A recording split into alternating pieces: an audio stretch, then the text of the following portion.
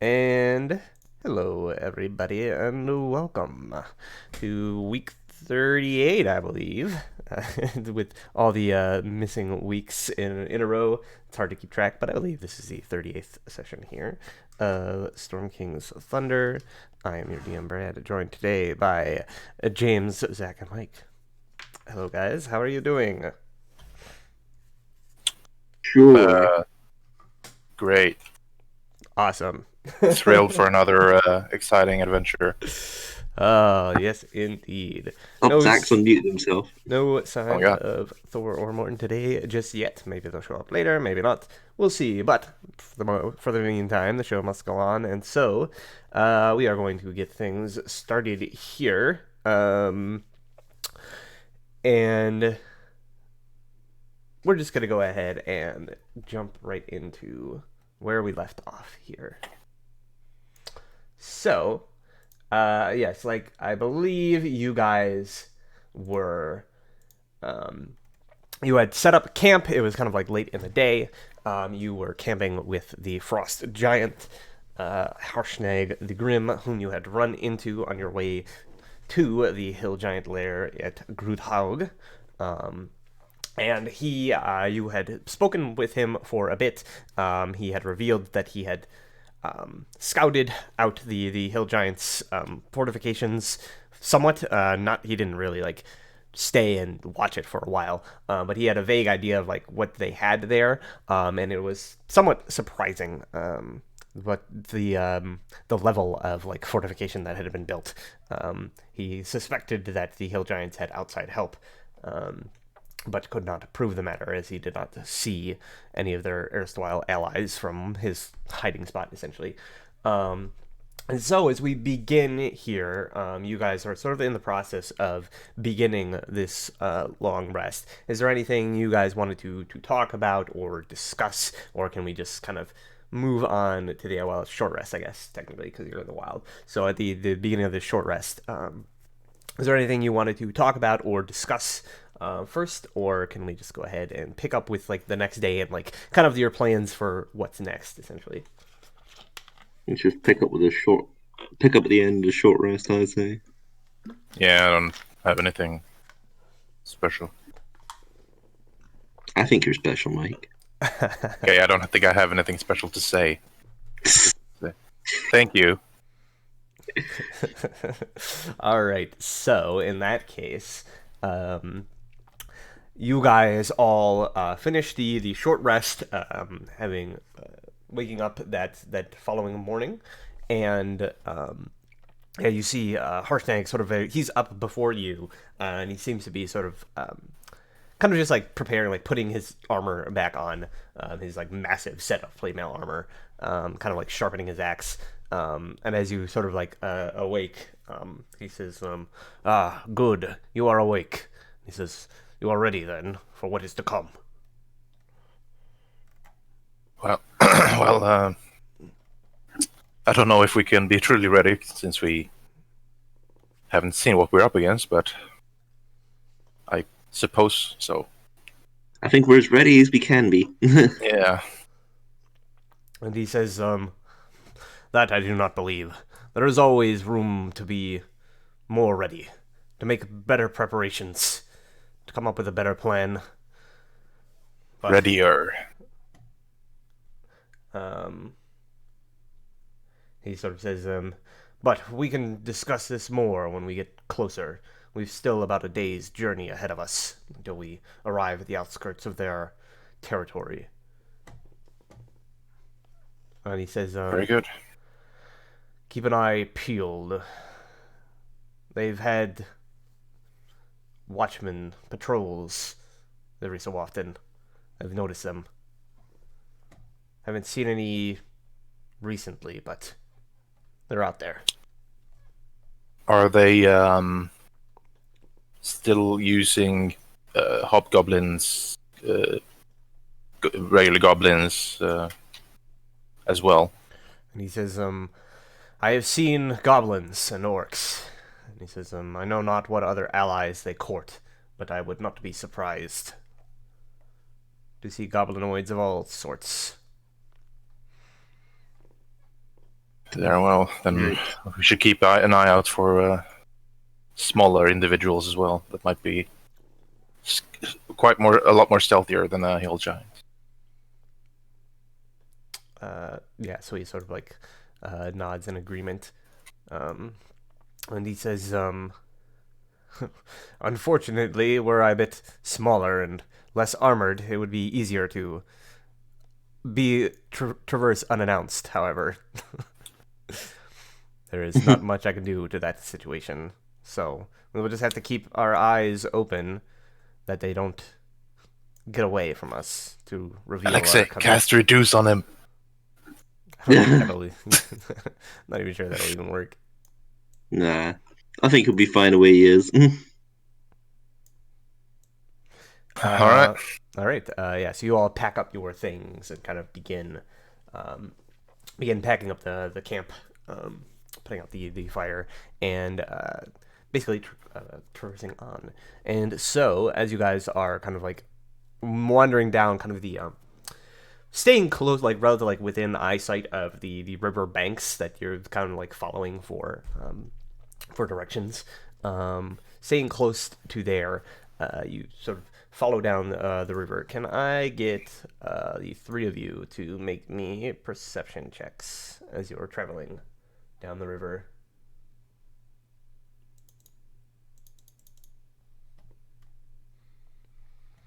Well,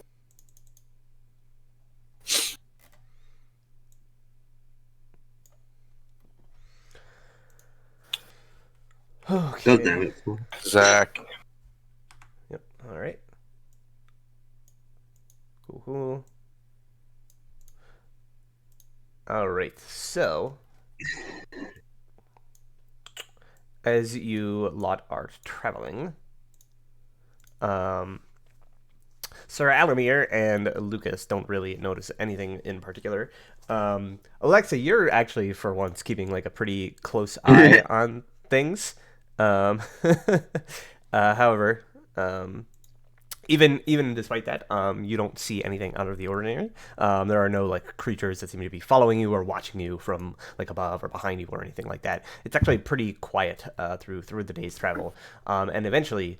You guys sort of follow the river to a point where you see the small amount of like woods cover that you kind of like had along the length of the river kind of begins to fade, and you see these sort of like rolling hills up ahead that the river like continues up into, and Harshnag stops and he says, "From this point on is the lands they consider their territory."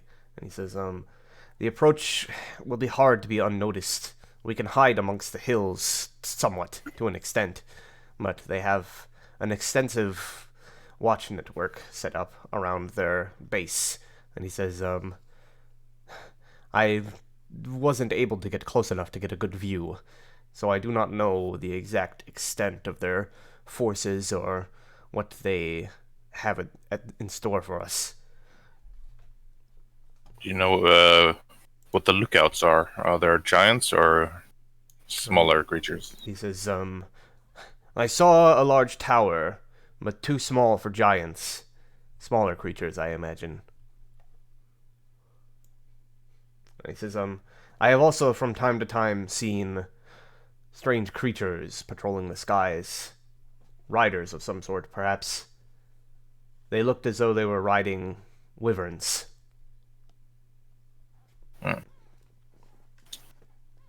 We have encountered these. Um, perhaps the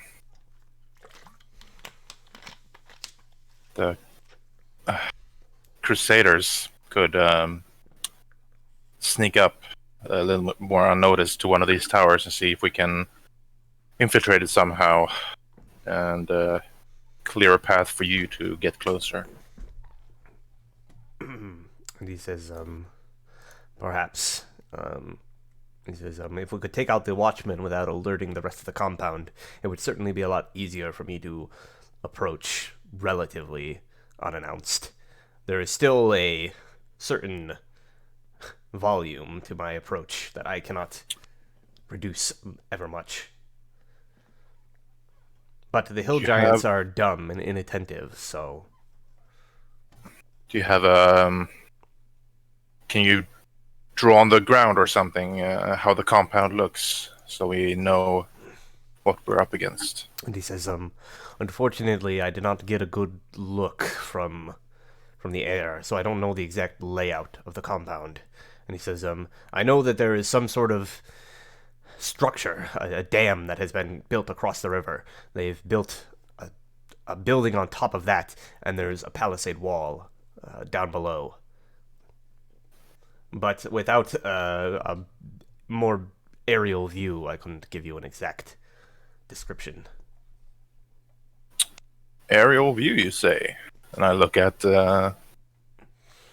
Lucas. Lucas? Doesn't he have like? No, wait. I'm not thinking about this character in the vampire stuff. We both have it. Yeah. So Like I'm me looking and at. Alexei both have it.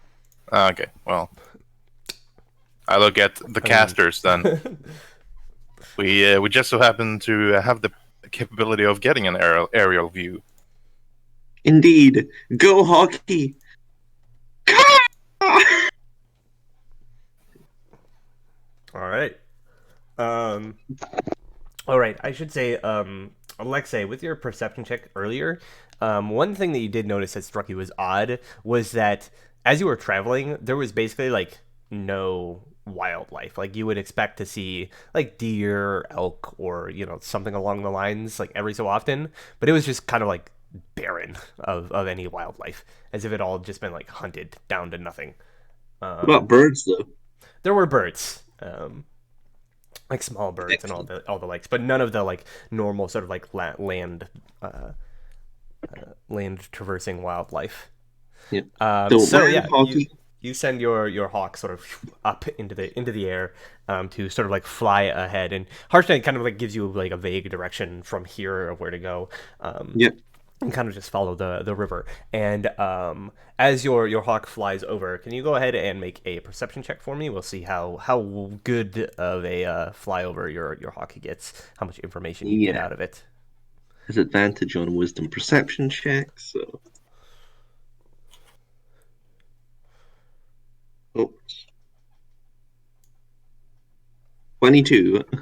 22, not bad. So, you definitely, at the very least, as you're kind of like looking through the eyes of your hawk here, get the sort of like aerial, like top-down view, and you see basically below you, similar to what he described. Basically, there's this large river that a dam has been constructed across, and then the river sort of like narrows, obviously, at this point because of that dam. There's a large sort of like longhouse style building that has been built upon the dam.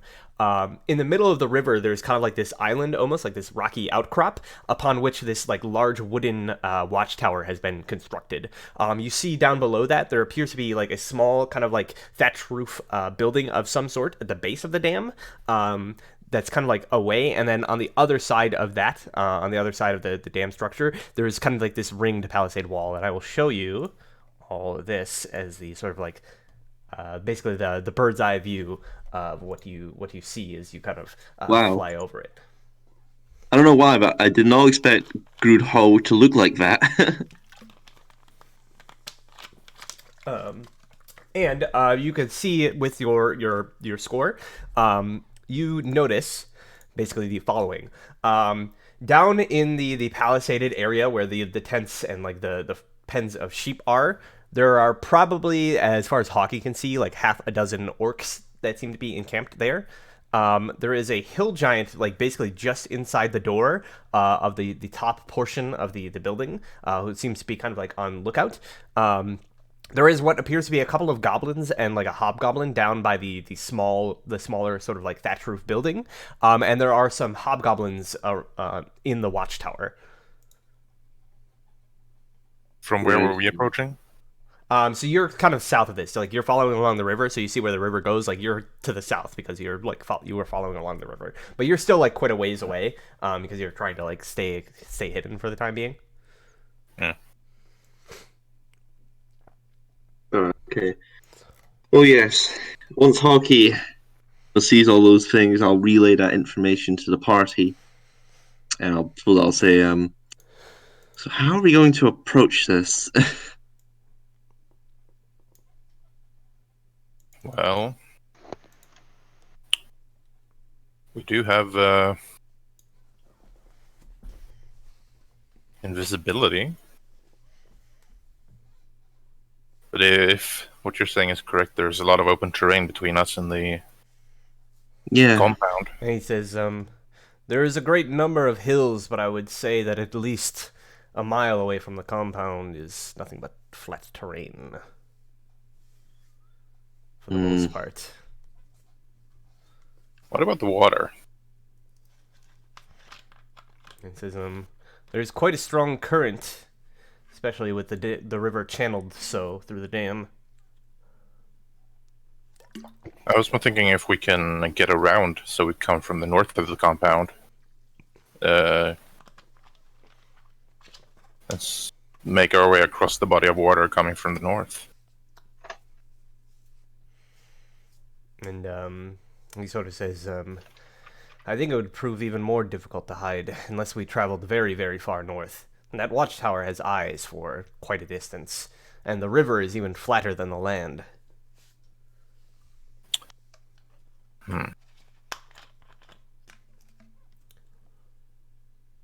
What exactly are we here to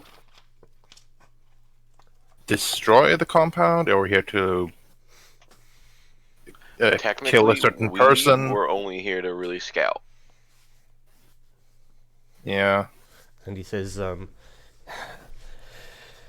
hill giants, I know not what force has organized them as thus. However, if we are to deal them a blow and to stop their plans, I think we must destroy their leadership. Cut off the head, as it were. Chief Ge has become a problem, and she needs to be dealt with. So perhaps one of our usual stealth escapades would be in order. Go invisible, get in, figure out where Guh is. Good. Alexa, do you have invisibility ready? Let me just check my mind palace. I do. Between the two of us, we can make everybody invisible. Yep. Just fucking Harshnag the Grim. Just invisible. Yeah, I don't think even with invisibility he's going to make a ruckus. I think it's better if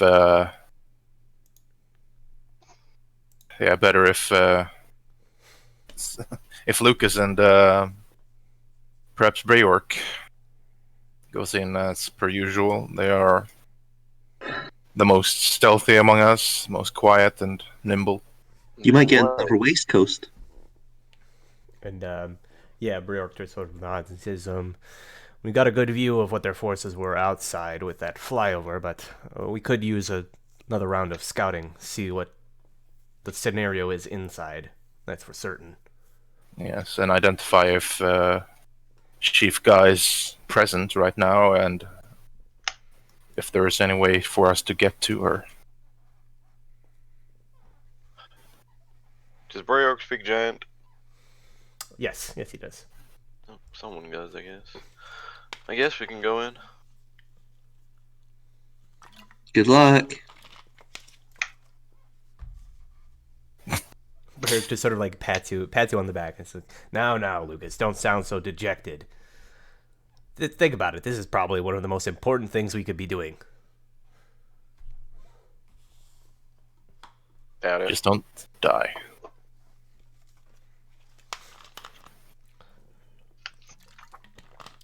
And he says, So I guess we start sneaking in.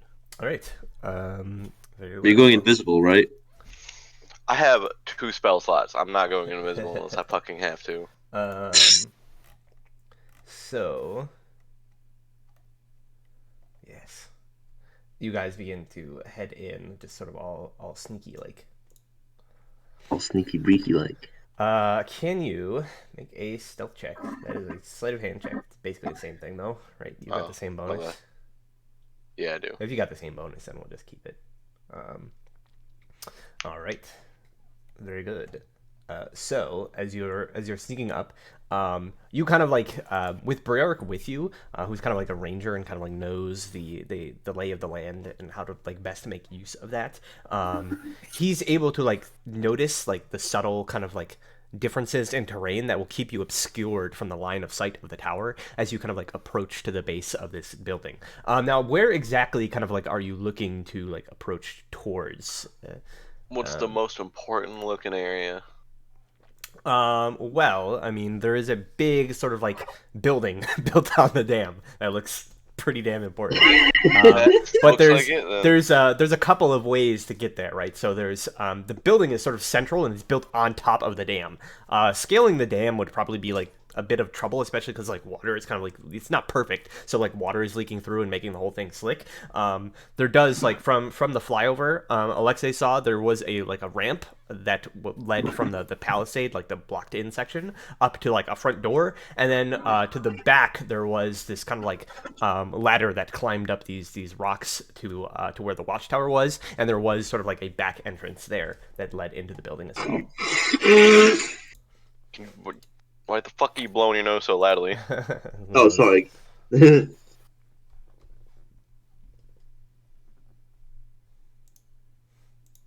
So essentially, there's basically kind of like two potential entrances.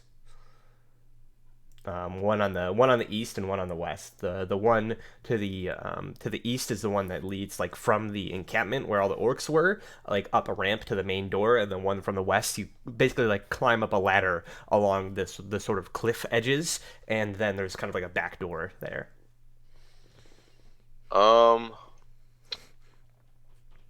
Ladder's kind of, not very conspicuous. I mean, kind of conspicuous. No. Yeah, and you'd be kind of know. like directly under the watchtower's eye too, so there is some cover. Like it would be possible to like dart past. It would just be a lot harder to hide yourself from the watchtower from that angle.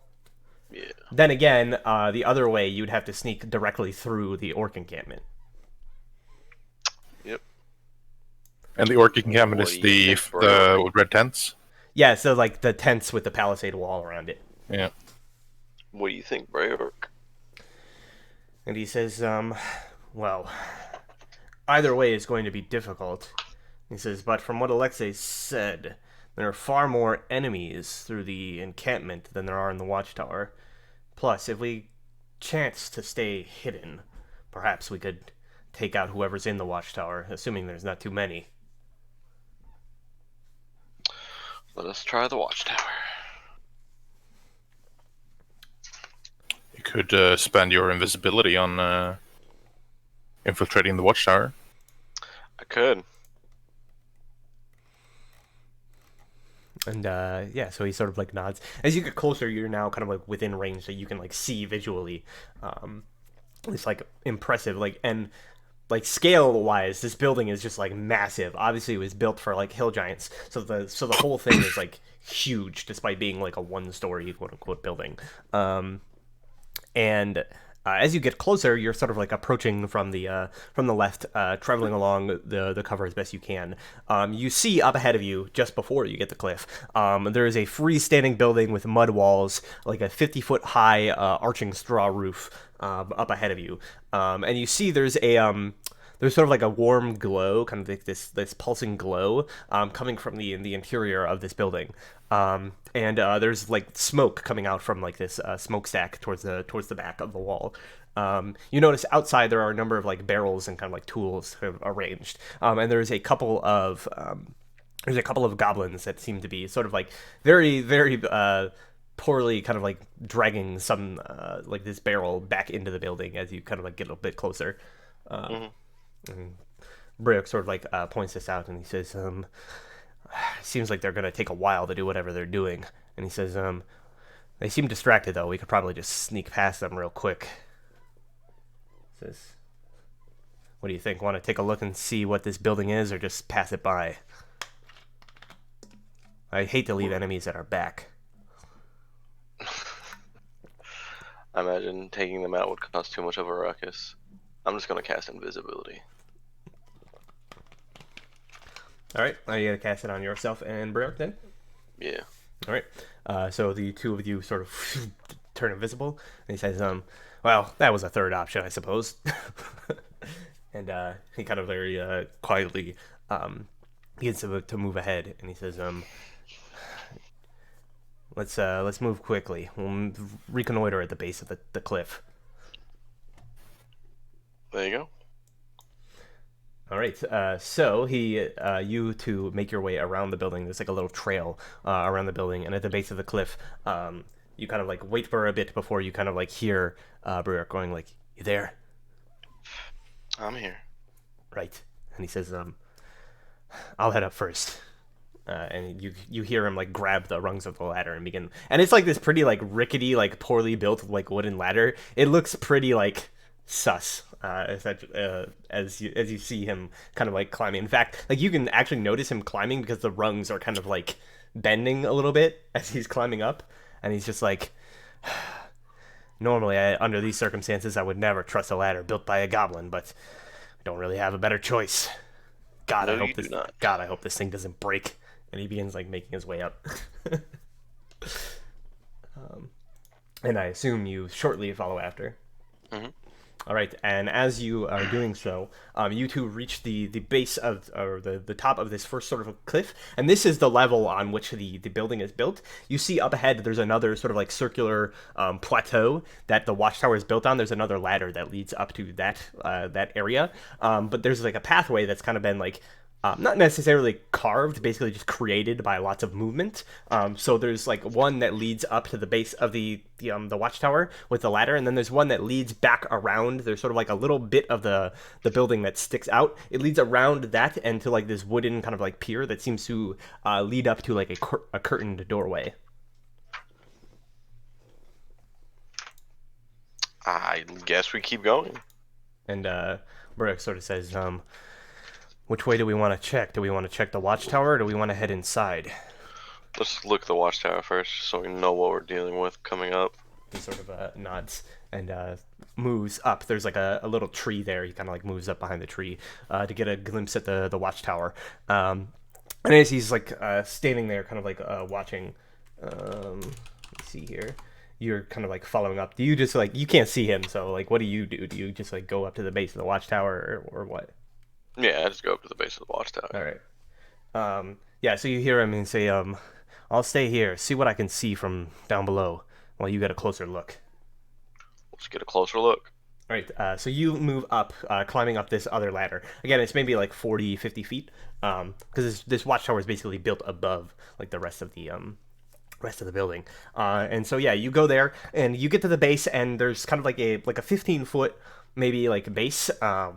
That tower, and then at the top there's basically like this platform that's been constructed, this like big kind of like enclosed area for lookouts, and then there's like a ladder that leads all the way down from that, kind of like freestanding. It's a little bit kind of spooky looking at this like freestanding ladder, but you can see it leads up to the top, and there's basically like an entryway there.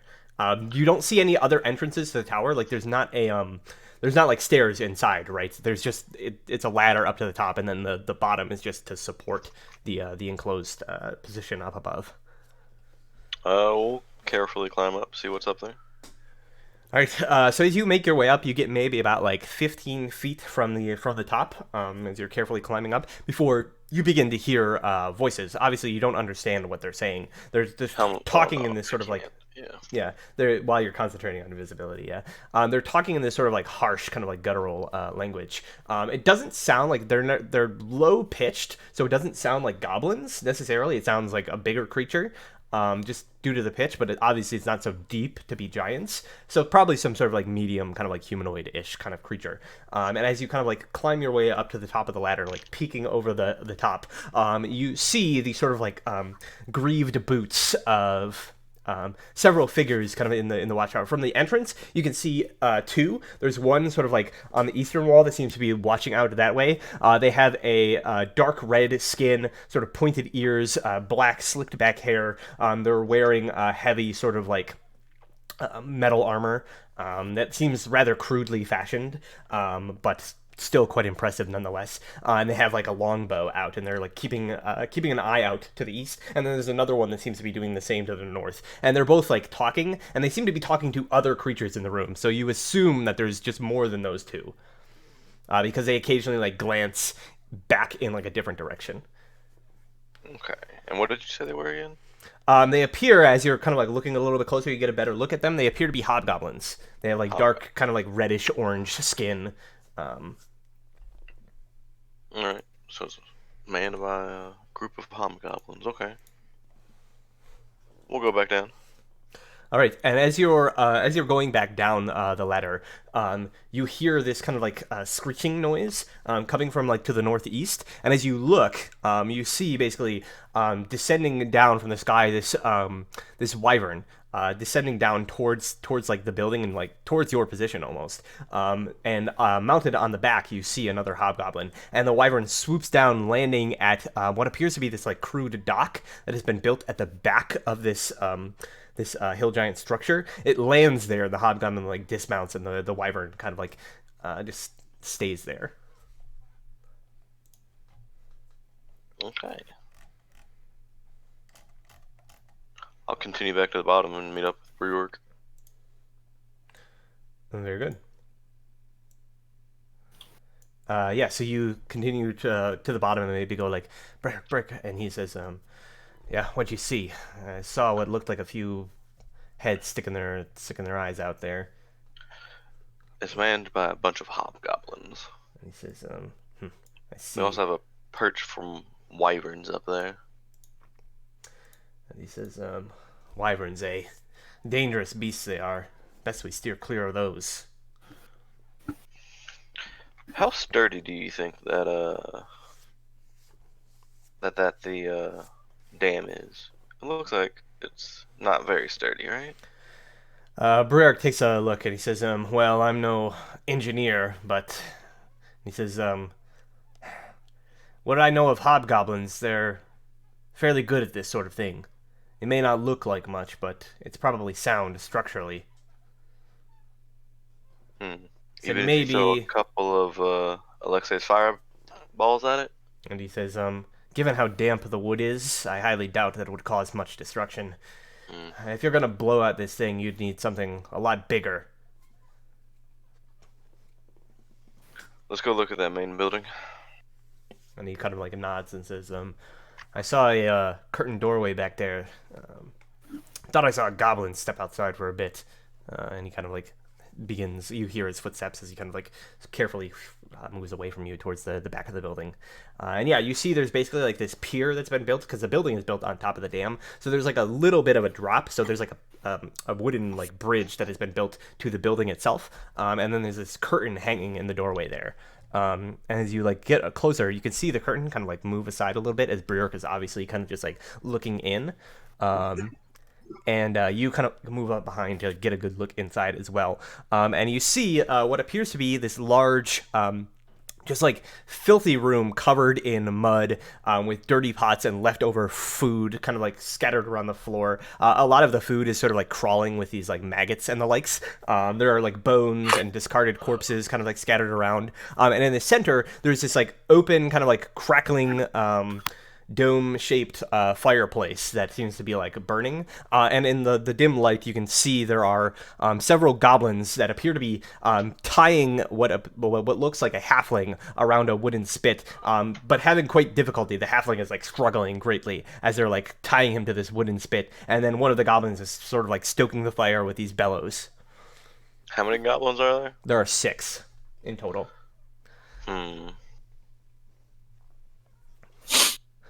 And the halfling is screaming like help, help, and then like one of the goblins like shoves an apple in his mouth to shut him up.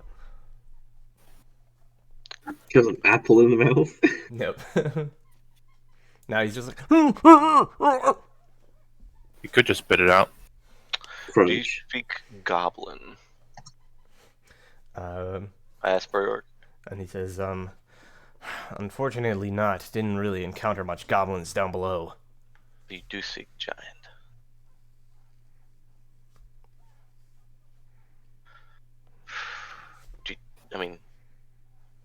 Do we want to just sit here and let him be eaten? And he says, not particularly, but he says, I don't know. You think you could take out all 6 of them without any of them alerting? I can maybe take out 2 quickly, but that'd be it. And he says, 2 is probably about the limits. And he says, which would leave us 2 left alive. Not good odds. Not for them knowing what's going on.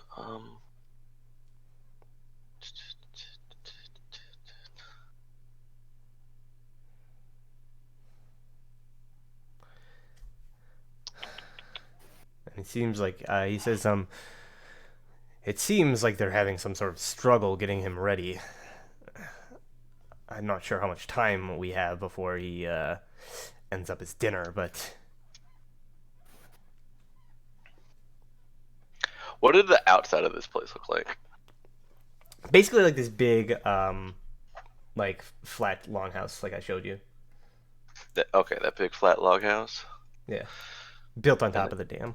This isn't all that's in it then either. Is it? No, Just- like this is just one room. Like there, Yeah. you see like other like rooms, like other entryways from here. Here's Try to the fake overview use it. picture again. just so Yeah, can you see. speak giant. Could you just, I don't know, pull them out? I don't know if that would work either. You don't sound like a giant. He says, that I do not. I can do my best to fake it, but I'm not exactly a master of deception. I think that's more your purview. Yeah, but I don't speak giant.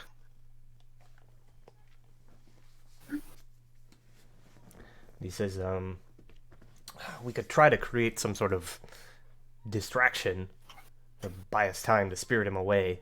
The only thing is that, well, he's still going to be quite visible unless you want to use another one of your abilities. I could. Any ideas for a distraction? And he says,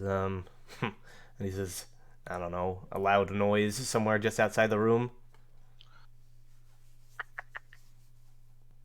And he says, perhaps, and kind of like thinks for a moment, we could maybe gather up some of this loose wood here and try Start a to fire? cause the fire to go out of control.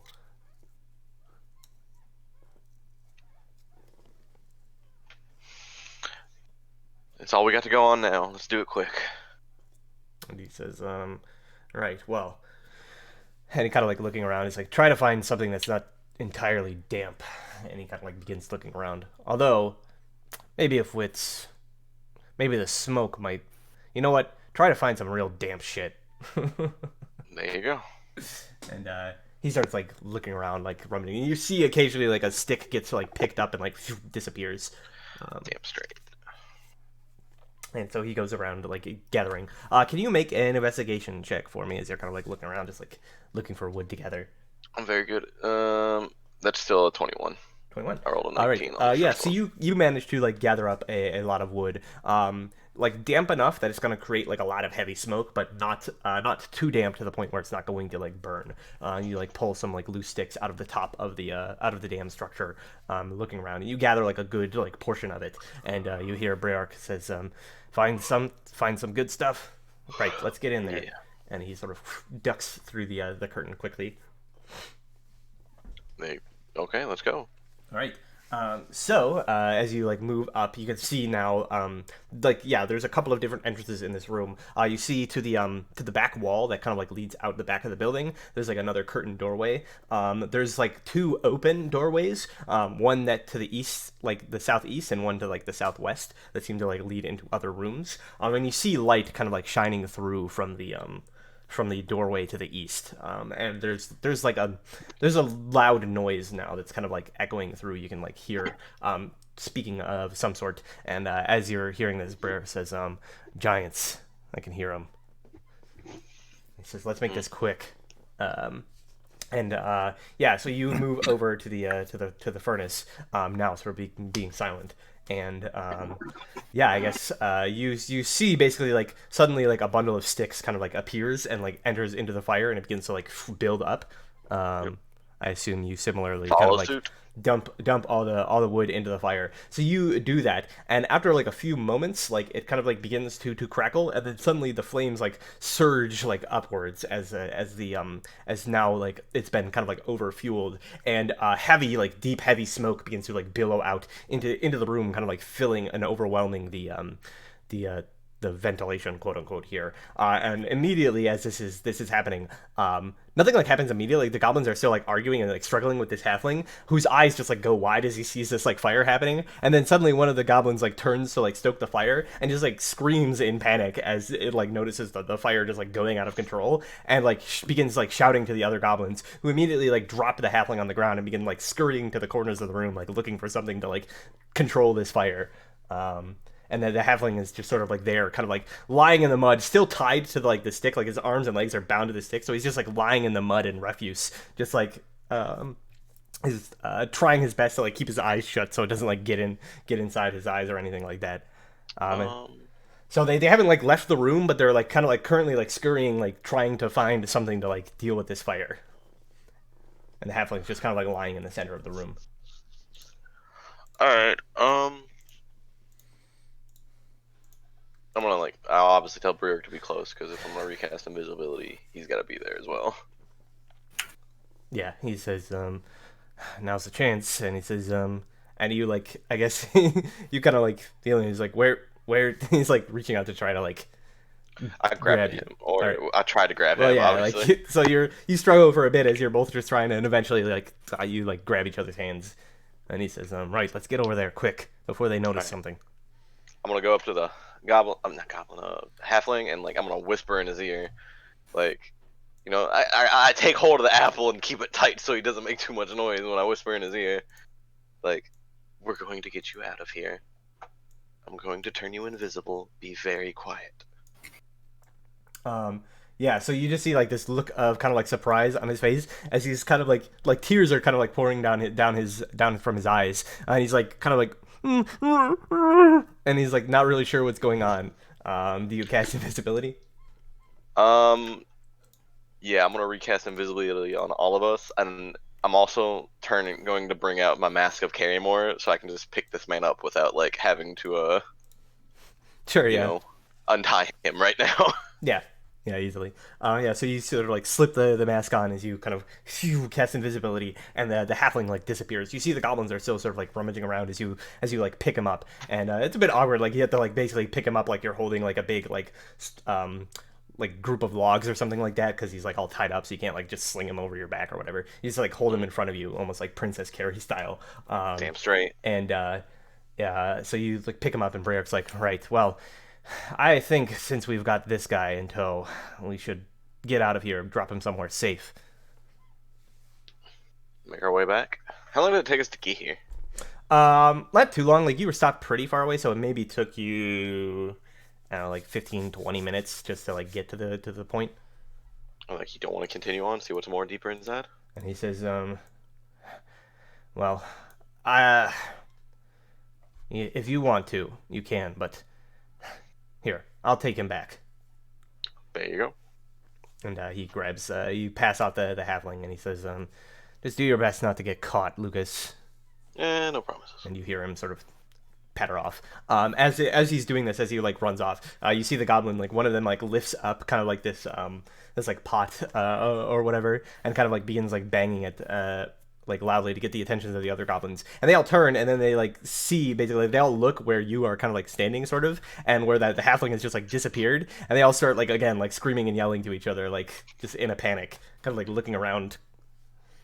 It doesn't seem to, if the giants have noticed all this commotion, they don't seem to care at any rate what's going on with these goblins. Let's start looking deeper in, see if I can find anything that's going deeper on in here. All right. Yeah, so you see there's like a couple of rooms. The closest one to where you entered from is directly south from that exit, and it leads sort of into a room to the west, and then there's like another entry to the east where you heard the sort of like loud noises coming from. Attempt to go to those loud noises. Okay. So as you head off in that direction, you see there's like this big, large kind of like open doorway, and then in through that doorway, you see basically this large sort of like feasting hall essentially is what you notice. There are these thick wooden pillars that support rafters that go 30 feet up, and then like the roof of the building is about like 65 feet. So there's kind of like about 35 feet between these rafters and the roof.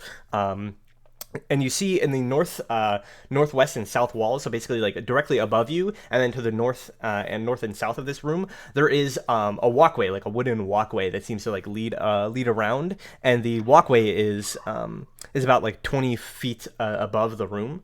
And you see there are a number of goblins sort of like perched up there, kind of like keeping watch over the room. There's a ladder that kind of like leads up to there to the north. There are a number of these massive tables at which you can see gathered a number of hill giants. They seem to be sort of just like ravenously feasting on just probably like some of the most disgusting stuff you've ever seen. You don't really want to like look or think about it too much as you kind of like see this scene. And then to the directly to your north, as you enter into the room, you hear like the source of most of the shouting.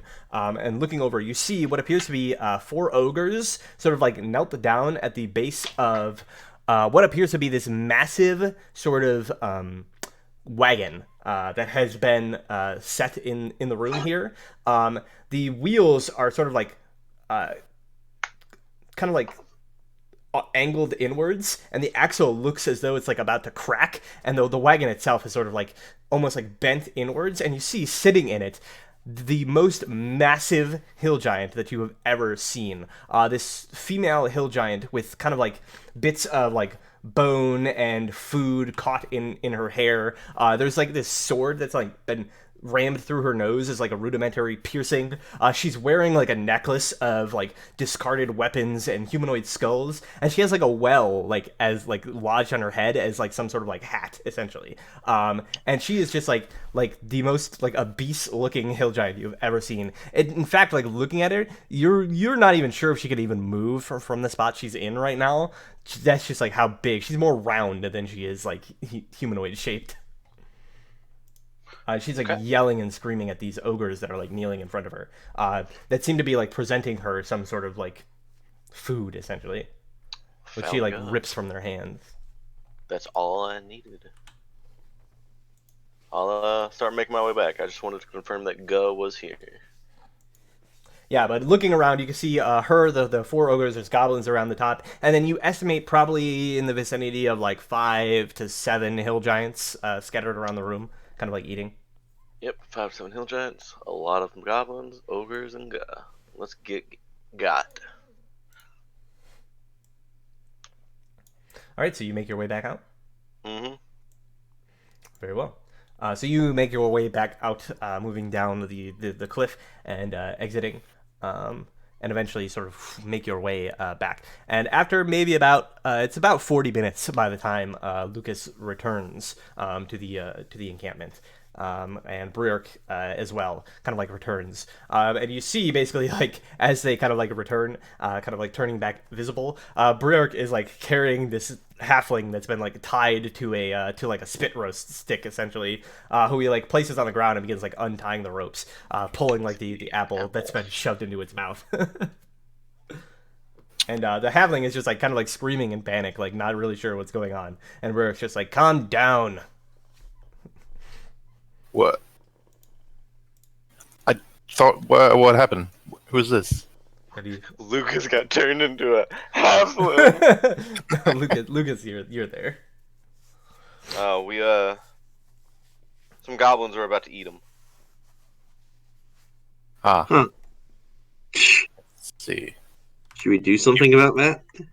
I mean, I already did. And Hartnag says, and it is most fortuitous for him that you arrived. And as he like speaks and like the halfling like looks up and sees this giant, his eyes just go wide. And he's like screams and like backs himself up against a tree trunk as Burke finishes untying the ropes. And he's just like pointing like giant. Yes, it's okay. He's not the eat you kind of giant. He's the help you kind. Yes. So, uh, first things first. What did you figure out? What are we up against? We went up along the watchtower. Um, All along the sort of watch. near the base of the watchtower, there's a house with some goblins in it. Going up the watchtower, like, is being manned by a bunch of hobgoblins, and there are some wyverns there as well, where they can dock and sit. And then we made our way into that big log cabin. Like, the first room you go into is I guess, a kitchen of sorts with the goblins, where we found Point of the Halfling. Went a little further in and came to a dining room where we found Guh. All right. Very good. She is large. As in for a hill giant, or in the American way? Yes. Yes. Both. But in the dining hall, there's a lot there. I don't know if that's enough, if we can take all that. I might actually There's have- upwards to 5 or 6 other hill giants other than Guh. I think there was a handful of ogres and mini goblins up in the rafters. Huh.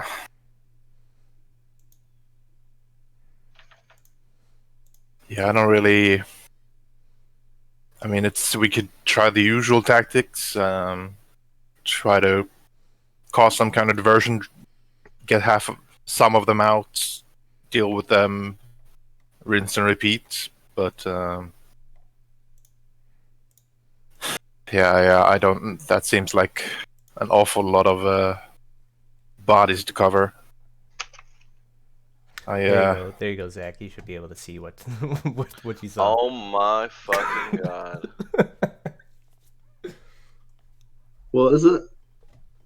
We're fighting Jabba the Hutt. God damn it. You're only showing him? Well, he's the only one that's seen. You'll just have to wait Quickly, and see. Lucas, draw it. How good an artist are you? Horrible. I mean, Harshnag, you almost defeated those 3 hill giants on your own, but I don't think even you can balance out the scales for us here. And he says, no, I would be hard pressed to take so many hill giants. And he says, there must be something we could do, perhaps. And he says, if I were to approach with you, they would see us coming, no matter what. But perhaps we could use that to our advantage. I will not be able to help you in whatever conflicts you get into, but perhaps I could lure them away, a sizable force, to weaken them a bit by my approach. I see. Yes, but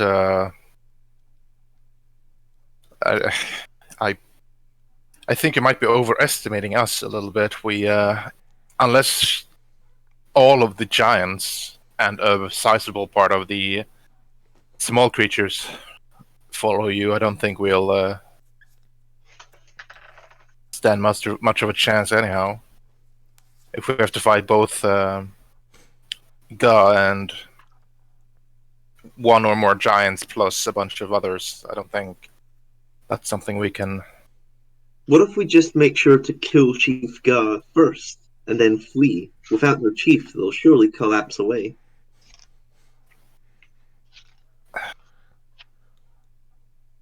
And Harshnag says, that is most likely easier said than done.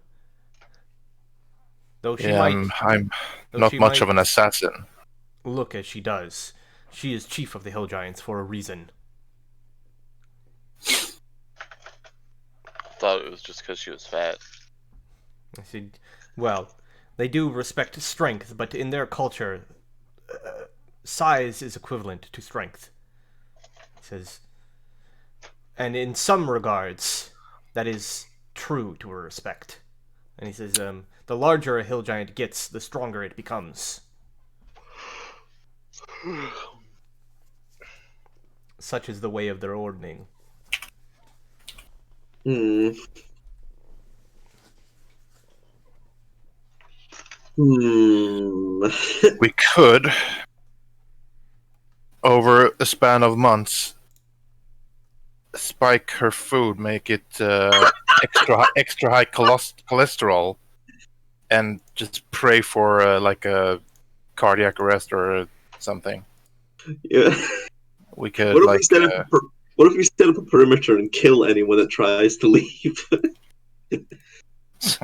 Just siege them down. Well, let's see. Why don't we just leave? We were sent here to scout out the location. We've done that. And Harshnag sort of says, we cannot just leave this situation as it has been. The hill giants have grown audacious with their attacks.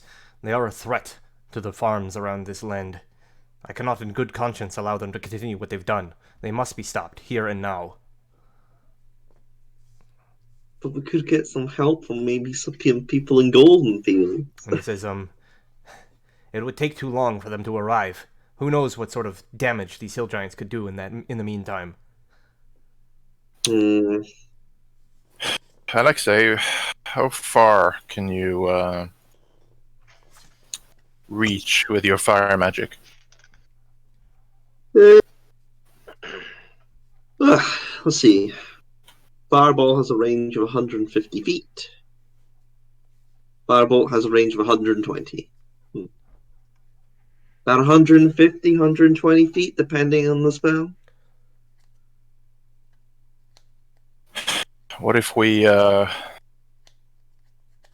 just to bombard the buildings, set them on fire, destroy their compound?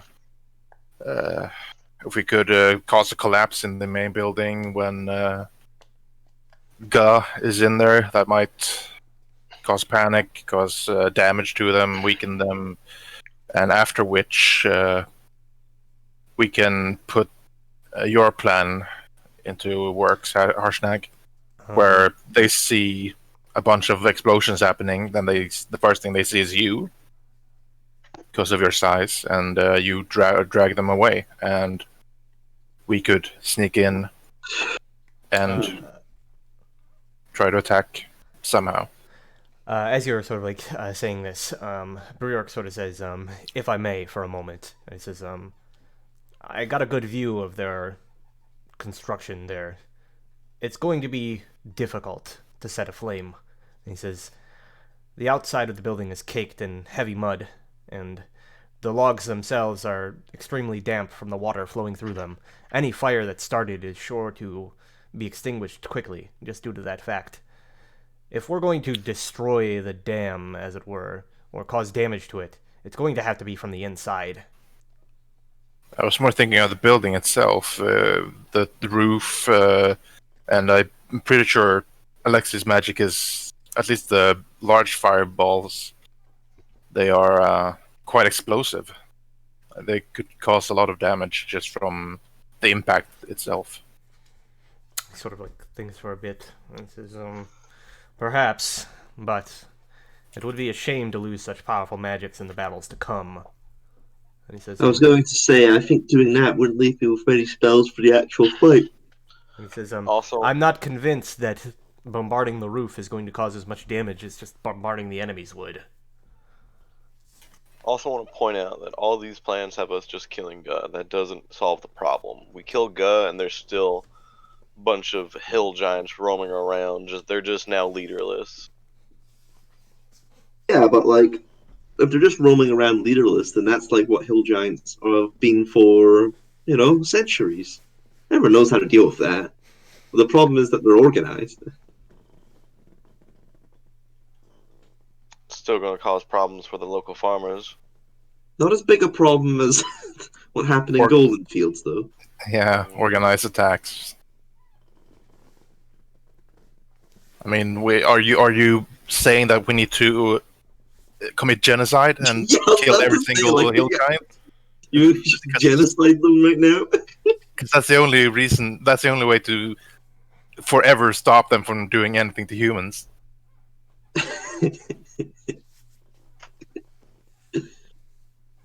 And Harshnag's just like, we need to stop this organization that they've got going on.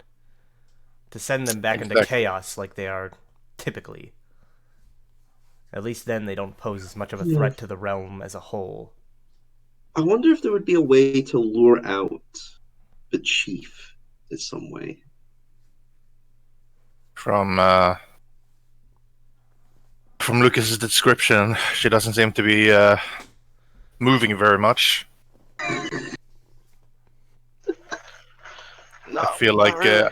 I would assume that they built this compound around her, wherever she was just sitting at that time. Surely that can't be the case.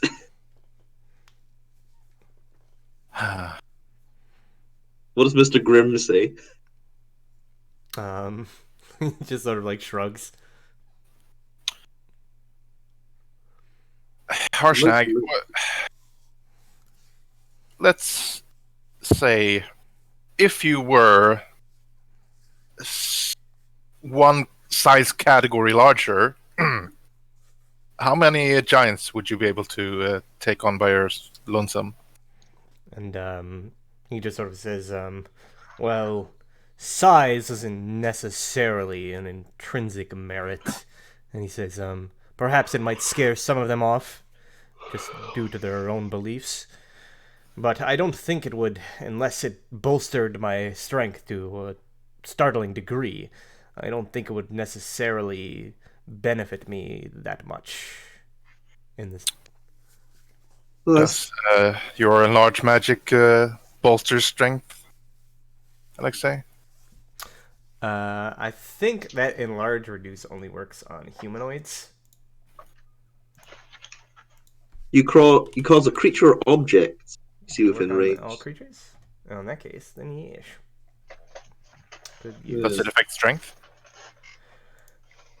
Well, let's see. The target size doubles in all dimensions, and its weight is multiplied by 8. Increases the size by one category. The target also has advantage on strength checks and strength saving throws. The target's weapon also grows to match its new size. While these weapons are large, it deals an extra 1d4 extra damage. So I guess it would make them stronger. It would make your weapon larger and heavier. It would make you almost double in size and even more so in weight. Yeah, but 1d4 compared to the damage he already does is basically like nothing. Yeah, but it's all about the fear factor it would have on the other giants. I'm just Yeah. thinking of him like being gargantuan, just kicking hill giants across the field. Yeah, he's Would just be gonna funny. punt those motherfuckers. Boom! It's literally gonna double in size and get 8 times heavier. Like what the And fuck? he just sort of like thinks for a moment and says, What, the- what are you now? Like 20 feet? A 40 feet giant? yeah, he's pretty tall. Not quite 20 feet. I think 20 feet's like the higher giants. I think he's like 17 or something like that. I forget what the average frost giant is. But Enlarge him and he can go and sit on the building and collapse he it. just sort of says, were I to have increased size, it might be possible to rip apart their dam in some respect. Ooh, Oh, cause a flood. that's not a bad idea. Even if we don't kill the chief, they won't be able to use this area for a while. Give us time to prepare for maybe a second attack. I think that's probably the best idea. If I can enlarge you, you can go and wreak havoc, and then we can go in and try and kill Chief Gah. Yeah, the structure, was that on top of the dam? Yes. Yeah, So it's, if you built were on to top. So harsh now, if you were to Just belly flop the building. grow large and tear the dam underneath the building, wouldn't that collapse the building? And he says, if I could dismantle a suitable enough portion of the dam, I have to imagine that it's going to be a little bit more tricky than pulling a few logs out from the front. It'll take time. Time that I'm not sure we'll have. They'll definitely notice me doing that rather quickly. What about if we make him invisible? How about we get all the wizards and magicians in the land, and all of them just cast all of their spells on Harshnag? Enlarging him and making him invisible. It's not a terrible idea. He says, I'm beginning to feel this plan relies overmuch on my own strengths. And he says, I fear that you too overestimate what I am capable of. It's the only thing that I can think of. Let's Said see. we could always try to siege them out in a respect. And he says, assault their position and withdraw. Assault their position and withdraw. Wear their forces down over time in a battle of attrition. He says, they are not like to have an infinite number of men and reinforcements. And they are quite clearly not moving anywhere anytime soon. Oh my god, my plan of just establishing a perimeter and killing anyone that tries to get out is actually it's actually what he's suggesting. Well, he's suggesting more like assault them, withdraw, rather than just like wait around for them to leave. No, we wait around for try and leave and kill them is the idea. Assault them, withdraw. Let's see.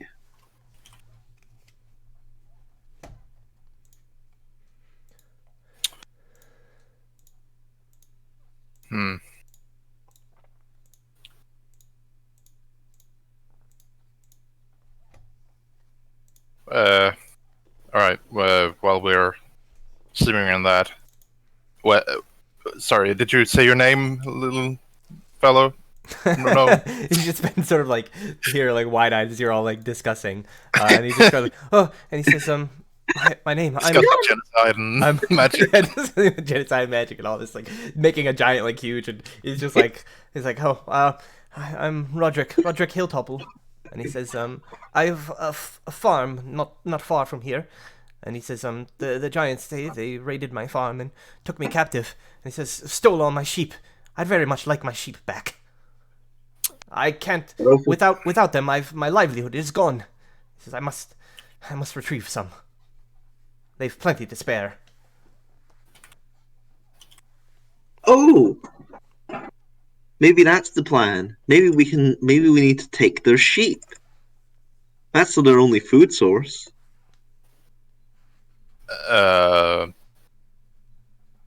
We can think about it. If we release the sheep, they'll have to go and get them, and Chief Gaw is too big to move.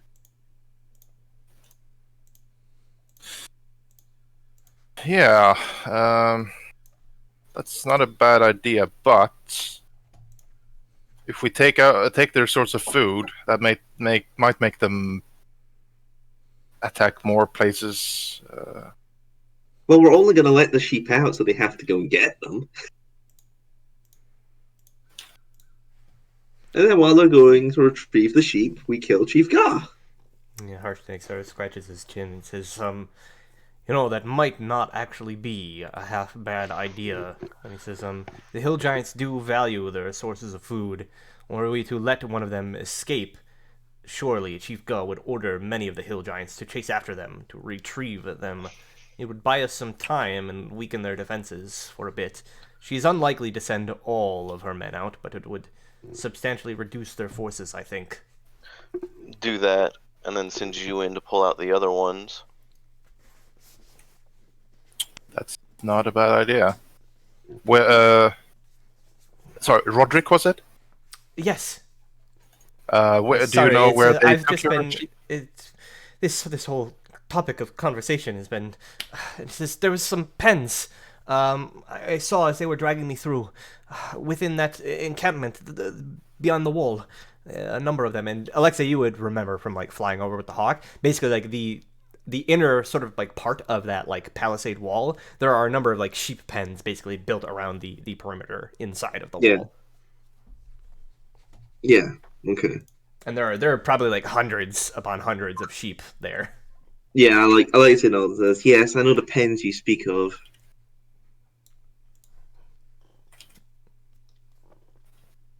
All right, so And Brad, how possible would it be for Hockey to go down and like remove the latch off the gate so the sheep can get out? not really. Like there's the pens aren't like they're not advanced enough to like have latches. Like it's basically just like a wall that they like put the sheep in. oh, I know. Send Hawkeye in to grab Sheefka and fly her out to us. I think you're gonna need a bigger hawk. No. All right. Okay, so how are we going to break out the sheep? And Rayark's is like, well, one would assume by breaking the walls that hold them in. Of course, we're going to have to contend with those orcs, but I'd rather contend with a lot of orcs than a bunch of giants. Yes. Hmm. Perhaps it would be wise to wait for nightfall. I agree. Maybe we can launch a raid and break out the sheep, withdraw, and then wait for Chief Goth to send out her men. Yeah. It might. Yeah, it might be more. She might send out more of them when it's hard to see at night. Harshnag, do you know hill giants? Do they have any improved vision during nighttime, or? He sort of thinks for a moment, and he says, I do not believe so. They do not have any spectacular capability to see in the dark. And he says, not many of my kin do. And he says, the orcs, however, I know that they do.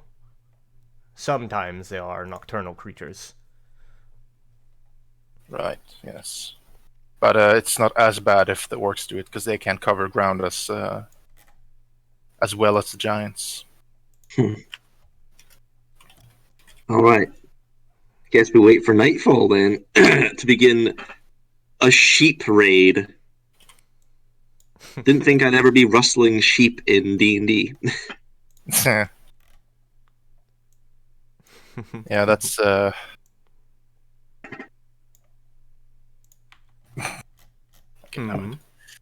was gonna do a Scottish joke, but Fuck off, Mike. That's more of isn't that more of like a Welsh thing, really? yeah, I think so. Yeah. That's why I was hesitant. What's this halfling's name again? Roderick.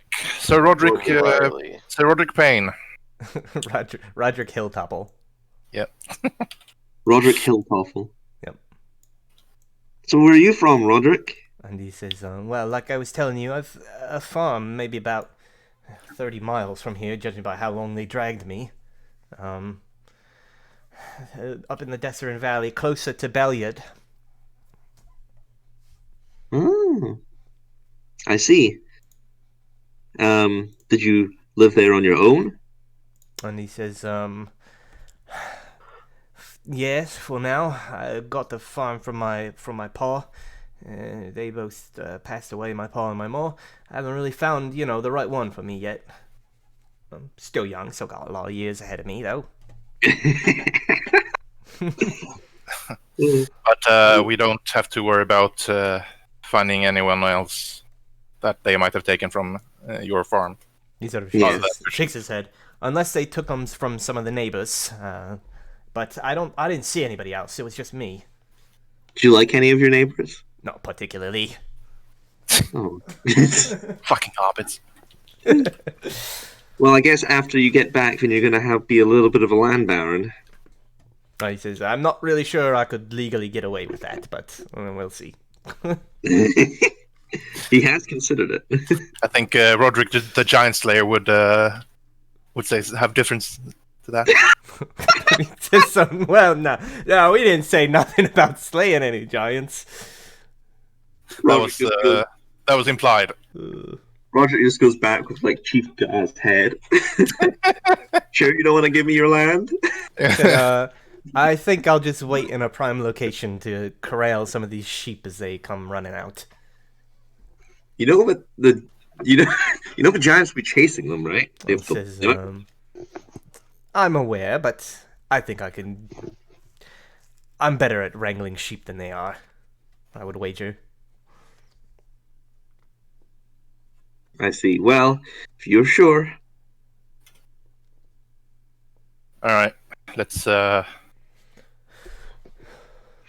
just make sure that we keep an eye out while we wait for nightfall, Yeah. so we don't get taken by surprise.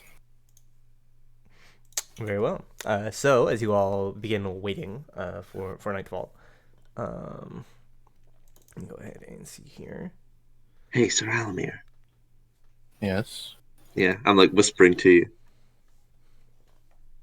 Roderick lived alone, right? Did you not just? Were you not just in the conversation? Yeah. That's what he said. And then he also said he's real good at corralling sheep. And he really wants some sheep. Do you think he's one of those farmers? Which farmers? You know, the type that takes too kindly to their sheep. What are you implying, Alexei? He just struck me as a strange one, you know? And from strange, you went to sheep raper? Some farmers do that, don't they? Why is this a conversation we are having? It's not an issue. Sounds Drop like sounds like the fancies of someone who's lived in a city for too long. I'm just saying. All right, so let's reiterate the plan then. So, hold on. We have a plan? Well, we're gonna go in, break out the sheep, and then we'll drag the hashtag will drag out the remaining giants that don't go after the sheep, or attempt to at least, and then we'll go in and hopefully Come get your sheep, giants. yeah. Pretty He much. says, we should establish some sort of sign that can be seen at great distance, that I might know that you have succeeded in your part of the plan and begin my assault. I'll send Hockey up into the air to cry loudly. He sort of thinks and says, that might perhaps do. I suppose she could just send Hawkeye to you, and that would be the sign. That works. It could also work. He says, for my part, I think I will hide out somewhere to the southwest. And he says, an assault from that direction, towards that smaller building in the watchtower. That way I will be more easily seen and draw their forces away from your current location. Yeah, that sounds like a plan. And he sort of like gives this like loud sort of like belly laugh. And he says, excellent, let us do this then. Perfect. All right. And Roderick, you be ready to wrangle some of your sheep.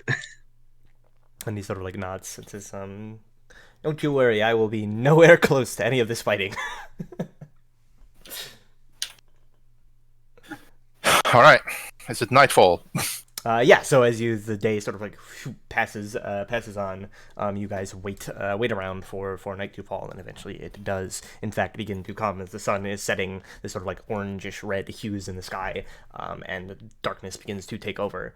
The night has now fallen as you're kind of like you leave a little bit of time because there's still some travel there, but eventually under the cover of night you begin to approach the sort of like building, and you get to the point where you can like kind of see it sort of, obviously it's dark, you can kind of like see it illuminated in kind of like the moon and starlight, but just barely. You see that there is a fire kind of like flickering, like light coming from the palisaded section, and you figure there's probably some orcs that are still like up and about, but the rest of the building seems kind of rather quiet, all things considered. There is also light from the watchtower, but you figure like given the cover of night, unless you guys go in there like wielding massive bright sources of light, they're probably not going to be able to see you approaching. All right. Hold on. Let's see. Can I check something? I know. Okay. Well, I have the goggles of night, so I'll put those on so I can see in somewhat in the dark. Yeah, I can't really see much. I got moonlight. Yeah. Maybe the best of Lucas and Brigork go to try and assassinate those people at the fire. Who are we assassinating, and why? Those orcs at the fire. How many are there? It was 2, wasn't there, Brian? Somewhere between like half a dozen to a dozen. Okay, never mind. I miscounted. You do not know how to count, woman. Shut up. Alright. What do we do? Do we try and break out the sheep? Yeah, I think that's the Alright. only option right now. Does anyone have any sheep breakout tools? Can we use our quill?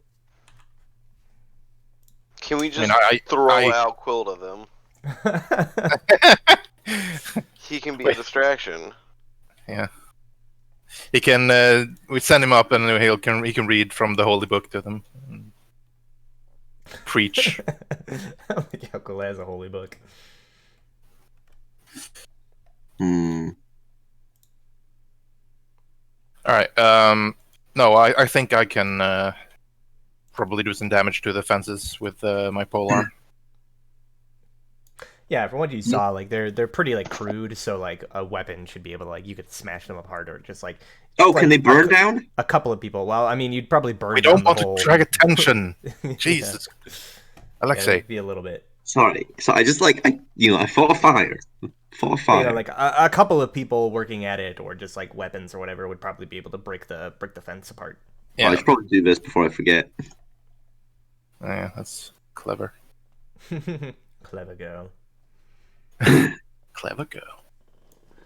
All right, let's sneak up then. Da-dum, ba-dum, ba-dum. Yeah, cue the Pink Panther music. All right, so you guys are assuming that you don't bring any sources of light. You're able to sneak up pretty easily. I'm not going to make you roll a stealth check because they really can't. They can't see you that far out. Alexei, you're having like a hard time. Like you basically have to like hold Sir Alamir's hand because obviously you can't really like see in the dark. So he's like leading you and. Lucas is going as well.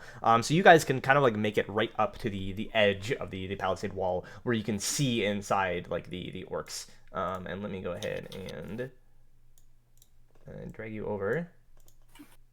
And it's probably going to like lag a little bit, but there you go. Should now be moving on over. It's very Holy shit, this lag. What? It is quite the sizable map. I only see blackness so far. Oh, there I am. shit. Oh shit, we're here. I can't remember what the goggles of night did. They give They'll you just dark give you vision, night so vision. you can see as far as you can see. Okay. And I think if you Holy peek shit, this is out, a big map. you could probably see. Yeah, you see like a little bit of the light of the fire.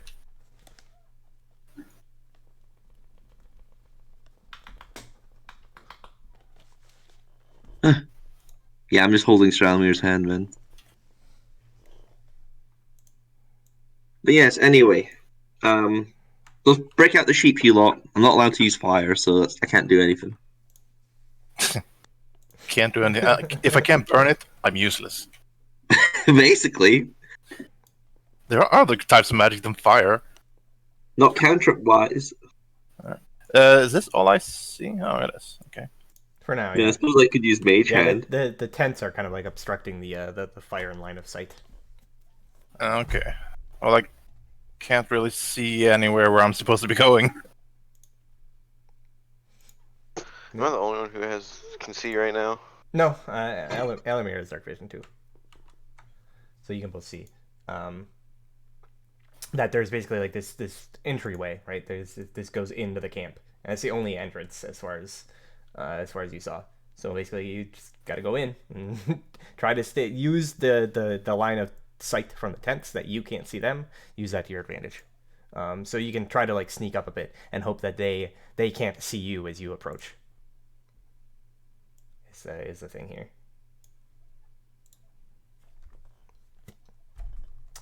So Are we in a stealth segment? I mean, it depends on how. It depends if you want to try to get the drop on these orcs or not, or if you just want to run in there. If you just want to run in there and attack them, then like I could just move you to where you get noticed, and we can just start. No. Well,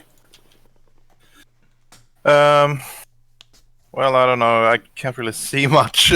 I can't see anything. Like, where am I supposed to be going? I don't see any like light Where's the from pens? fires. Oh, there, up there is from fire stuff. Mm-hmm. How long? How long? Look How at far that. is my vision supposed to be? It's supposed to be 60.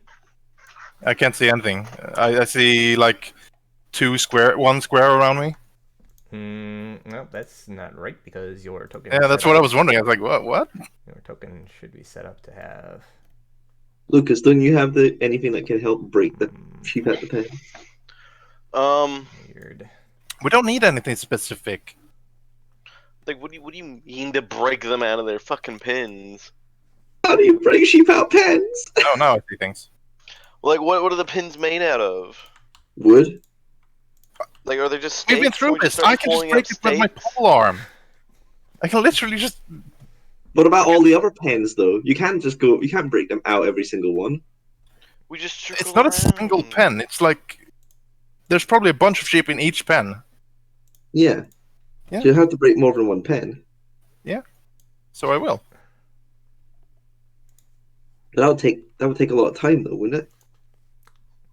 Not really. I just need to break one segment so that the sheep have enough room to leave. Yes, that's what sheeps sound like. It's Good just job, like- James. I'm sure we can figure it out. It's not exactly hard to break things. We could slam Alexei in it, and I'll break. Probably. She is pretty hard-headed, that's for sure. Yes. All right. Let's see. So the tents are in between us and.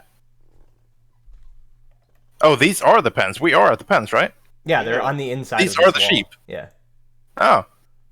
but this outer wall, this is like big, lashed together, like. Oh, wood okay, so stakes. the breakable parts are on the north it side would be here. inside the actual camp.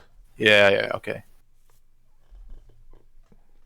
All right, let's try not to get seen. Right? Yeah, if you want to try to like so approach. laggy whenever I do If anything. you want to try to approach stealthily, you can go ahead and I'll make a group stealth. Oh wait, check. sorry. These how can we climb up on these? Not really. There's not like handholds or anything like that. Without any sort of like pitons or something to stick in there, you couldn't really climb up it very well. All right. So it's just moving around then. Alex, you don't have any magic that you can help us just get through or above?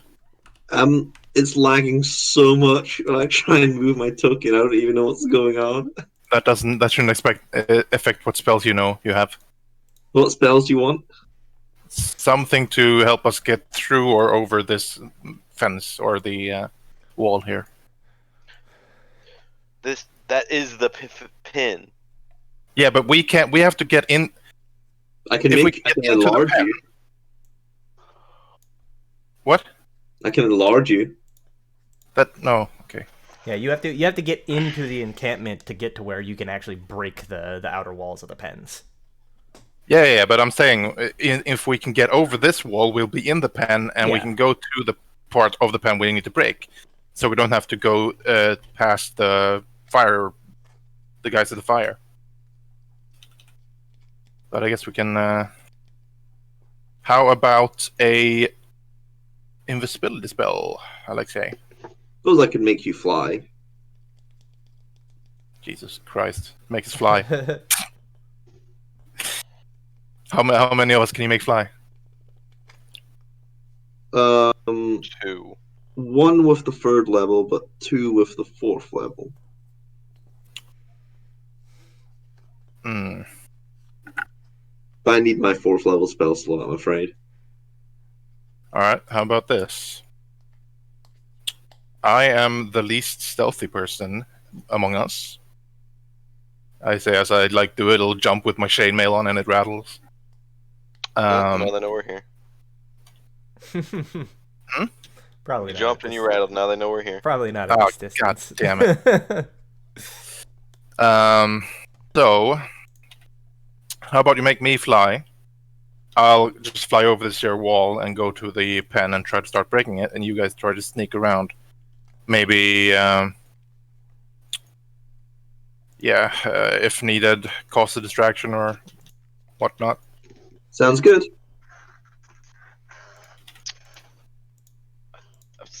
Oh, okay. What, I Lucas? don't know. I don't understand. What are we trying to do? We're trying to We're break breaking open up the the sheep, pen. and the sheep can only be broken out from for us to the north, on the north side of this pen.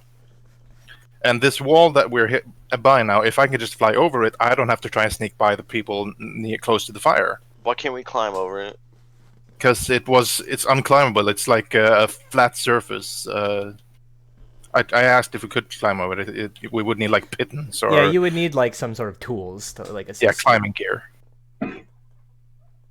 Man, it looks like there's a small enough gap I can just fit through right here. Nope. If you were a little bit smaller, yeah. Ooh, reduce? But it doesn't matter. Okay, you guys are stealthy. You can sneak past. So if you go into the compound, sneak past the guys at the fire, and I doubt I'll need help to actually break the sheep out. I'll need help to lead them out of the compound, though. You'll have to hold my hand, Lucas. Can't see in the dark very well. How stealthy is she? She's got what, like medium dexterity? Yeah, Like I know how to probably duck behind a crate. a little bit better than average, like your average person. All right, so you've already cast fly on me. I'm going to fly. Can you get me to the other side of the pen? Yeah, you can fly Red. up and over. This is just going to like result in us having to fight. Yeah, you see basically like a number of sheep that are all kind of like laying down, like sleeping, essentially, kind of. Don't in wake the them. pens. Wait, no, do wake them after you break. Yeah. And I'll just. And then basically, like from what you can see, like the probably like the best part to break would probably be like somewhere like over here, because the wall kind of gets shorter and shorter as it goes. Mm-hmm. So that's closest to the fire, though.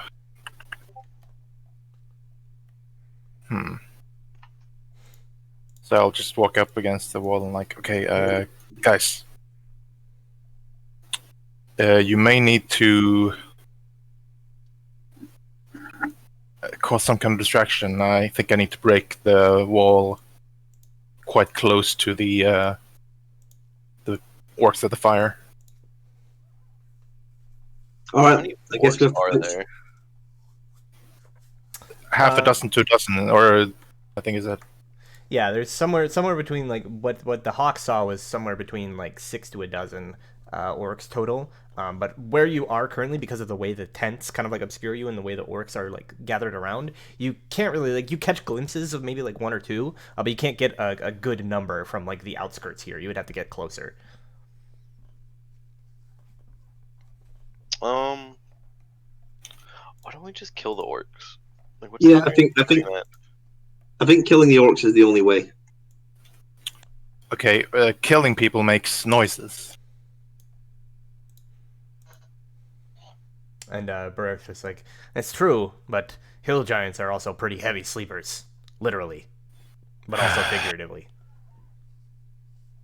All right. If we all can right, do it, fair enough, fair enough. if we can do it quickly enough, I don't think we'll have to worry about any reinforcements coming to Brad? our aid. Huh? How loud is a fireball? Like, does it make a big explosion, or is it just like a big boom of flame. I think it's more just like a big, because it's like it streaks over there and then it's like like a big explosion of flame, but it doesn't go bang. If it went bang, it would say in the spell description like thunderwave, like it would be audible, right? Like so it doesn't make like this huge like explosion noise. It's just basically like the same sort of sound as like a fire welling up suddenly. Yeah.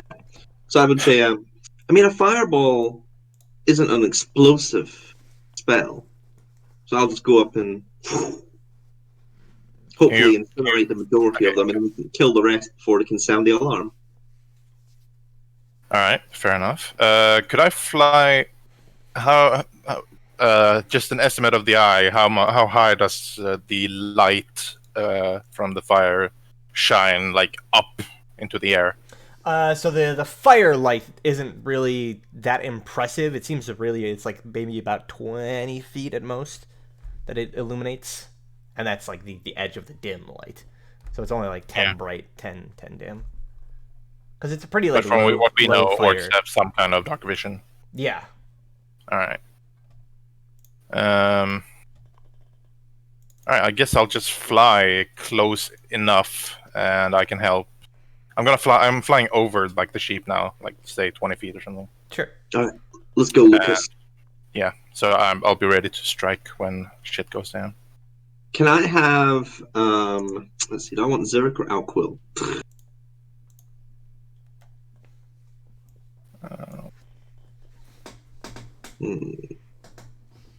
I'm gonna take, can I have Alquill? Is that okay? So long as I don't see the orcs, they can't see me, right? Yeah, like if you don't see them, they presumably can't see you. Can't see. All right, let's go, Lucas.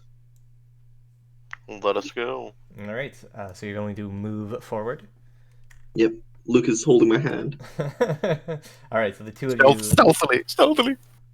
Yeah, go ahead if you want to approach a little bit stealthily. Go ahead and make it. Not that there's much to hide behind, but you can approach using the natural sort of cover of night, as it were, to get a little bit closer. Holy shit! Whenever anyone moves a token, it's so laggy. It's not laggy for me. Tiny bit, but. Oh man, it's so laggy for me. I don't know why as well. James' terrible computer, probably.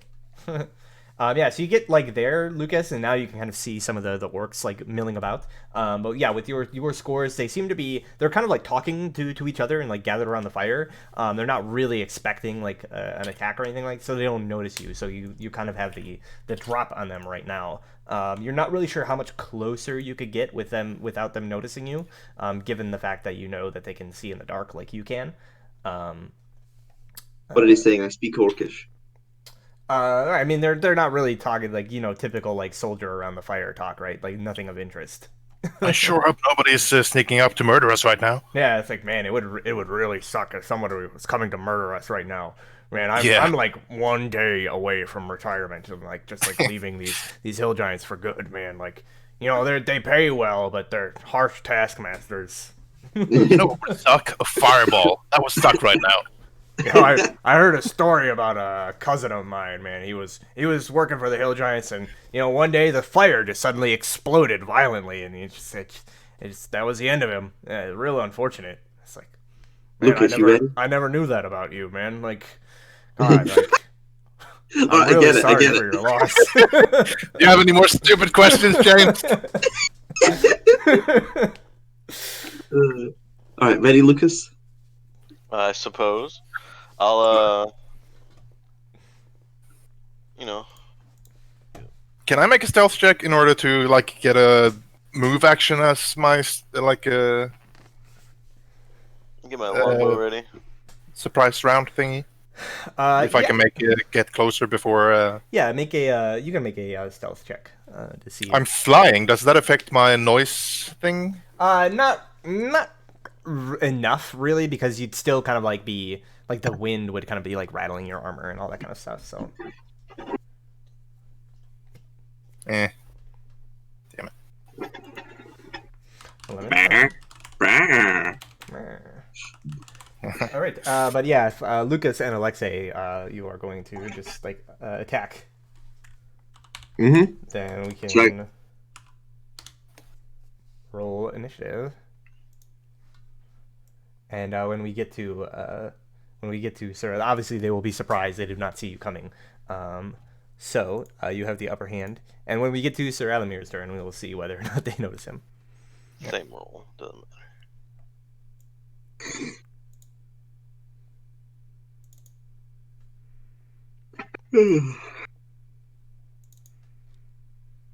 Okay, cool. All right, so Alexei, you are first. Yep. So I suppose I'll cast the fireball centered from this location. All right, so that will basically hit the edges of these tents and get all the orcs. It won't hit that tent quite yet in the back, so very well. Let us see then. So there's a streak of flame that shoots out like a laser, and then hits the fire in the middle, and then like explodes out. The orcs begin panicking as they all try to like duck out of the way.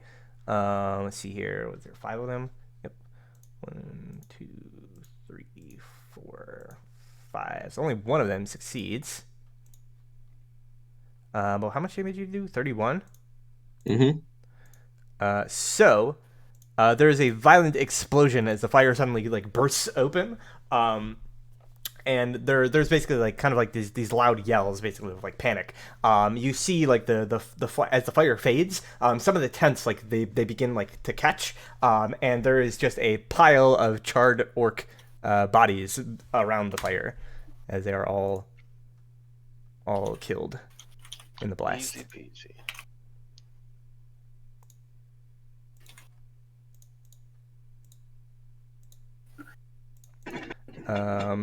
Sir Alamir, you see basically like this large burst of flame. From your position, you don't really like see whether it like killed the orcs or not. But it's very like quiet all of a sudden.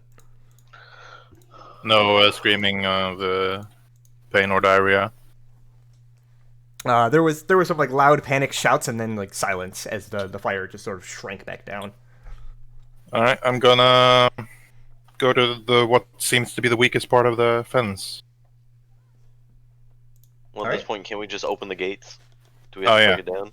Now, were the gates? There are no gates. They just like basically it looks like the hill giants basically just like dropped the sheep in a pen with no like exit.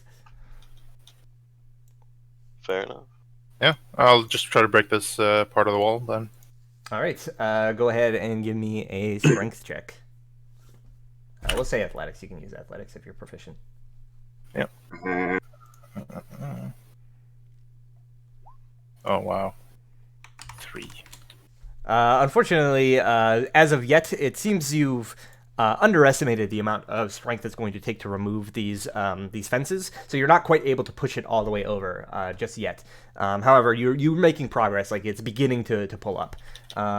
Meanwhile, though they are surprised, you hear like movement, Sir Alamir. You hear like rustling from inside the tents that are sort of starting to catch fire and kind of like burning. Lucas, you can see from your position that the orcs that you can see have been like blasted by this fireball, and that is what you see basically. Mm-hmm. But there's movement coming from within the. Yeah, you could probably hear like sounds like rustling, maybe like kind of like cries of like what's going on essentially. I'll like ready an action to shoot the first one that I see coming out of the tent. All right. Sounds good. So then we're back to Alexei. They are no longer surprised or anything like that. You don't see any signs of any more orcs currently, but the tents are beginning to sort of like light up, and perhaps you can hear like some panicked shouts coming from inside of them. Oh dear. Suppose I would also ready a firebolt.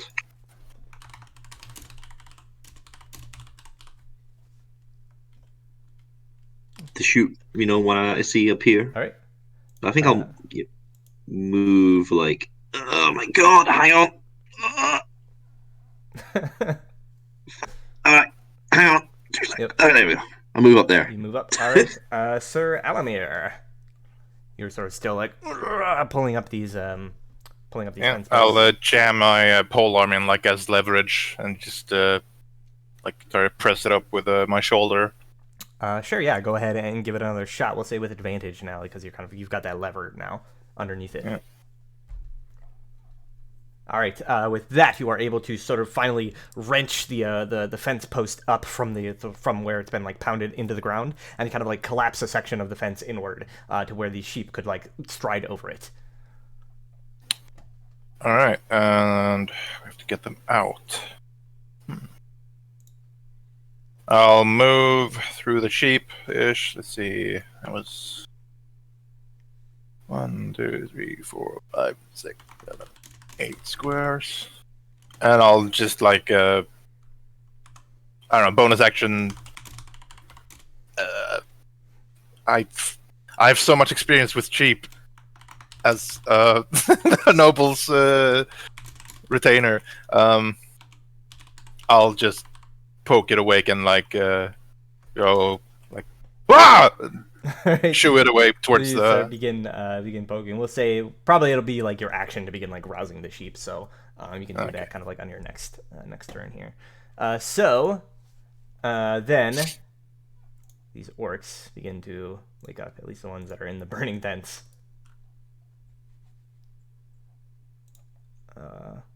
Is Briork a character right now, or is he a card? No, he's a card. I don't actually have like a character sheet for him. All right. So they like get emerging from their tents, like shouting, trying to like wake up the other any other orcs that are around. If you guys see any, you can take your readied actions, but I don't think that you do. No, Alexa, you see one. It's got a little bit of cover from you, but you can like take a shot at it. It's got like 3/4 cover as it emerges. Or you can like wait and hope that maybe it like goes into you. Okay. With that, your firebolt flies out. It's just barely misses the creature because of the tent flying past, but it seems as though you've like alerted, like they shout suddenly, like, oh, what was that? It came from there, and then like begin running around. So Lucas, do something. Lucas, you see them like running around to investigate this firebolt that came running past. First, well, I only got one shot, so I'll just do my first one.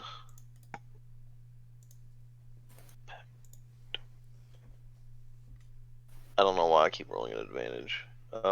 It was still the same roll though. Same roll though. So what's the total on that? 11. Yeah, just You don't 11. have I ain't got anything nothing special on. yet. All right, so it slams into the orc's shoulder. He sort of like staggers back, but is not enough to quite like down him. He kind of like grunts in pain. And that is the orcs. Well, they can do. Okay, yeah. So they will then, as you take this shot, they are going to. They can't quite. Yeah, they can't quite get you. So this one is going to dash and use its bonus action to move right up to you, as will this one here. It moves right up to you, and this one's kind of coming in behind. Can't quite get to you. Oh, wonderful. All right, Lucas. I'm gonna pull out the shield and switch to a pack longsword. All right, that'll be an action. Yeah, Technically 2 actions, but I'll give it to you. Oh, if it's 2 actions, I'll just switch to the longsword then. Yeah. Putting on a shield is an action.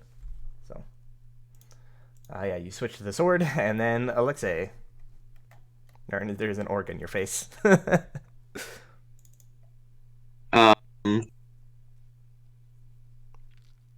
Shocking grasp. All right. With that, you reach out towards the orc, who's like beginning to swing its great axe at you, placing your hand on its chest, and this violent shock of lightning tears through its body, and it just like convulses a few times before like collapsing to the ground, and like still like twitching. Take a step behind Lucas. All right. So let me error.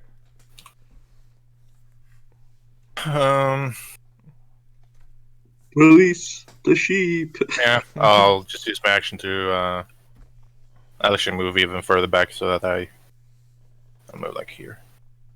I'll start the way it's flailing with my arms and screaming at them to like, go get! All right, yeah. So you sort of Ushering like, you them kind of towards like push and yell and kind of like wave. Yeah. And like as you're doing that, you know what? Give me an animal handling check. I think that applies in this situation. Can I get like an intimidation check or something? Is that? No, I mean you're handling animals. Like Trying to scare them. I don't think there's a better, more applicable situation for animal handling than this. Damn it. All right. So they're putting up some stubbornness. Like you begin to like rouse them, but it seems as though like your shouting at the moment has just kind of like roused them, and they're still kind of like confused. So you can't really like get them like moving just yet. But you like you're waking them up. Like they're in the process. Disaster. Meanwhile, after that, the orcs, they're going to like be like, "What's that? It came from the sheep pens." It's like, "Never mind that. Let's deal with these two." And they come running up, like so. Right. So then one of them is going to swing a great axe at you, Lucas. Okay. 17. All right. So you take 13 points of slashing damage. And then the other is going to swing its axe at you, Alexei. Behind my shield, says Alquil. All right. What does that do again? When I'm attacked by an enemy, and while Alquil is assigned to me once per round, he can give them disadvantage on their attack. But if it would still hit me, he takes an injury instead. All right. So then with disadvantage, we'll see.